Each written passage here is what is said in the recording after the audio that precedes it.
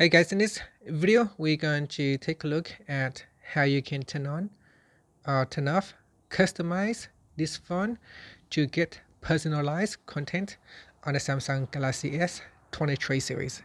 First, tap on the home button to go back to the home screen.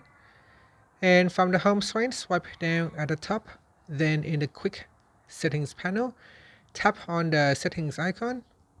In the settings page, scroll down and then tap on security and privacy. Next, we scroll down and then tap on privacy. Now scroll down to the bottom and then tap on other privacy settings. Up here, tap on customization service. Then at the top, tap on customize this phone. So tap on the toggle button to switch it off or turn it on. Once this is turned on, you can get personalized content based on how you use your phone and other devices. And that's it. Finally, you can tap on the home button to go back to the home screen. Thank you for watching this video. Please subscribe to my channel for more videos.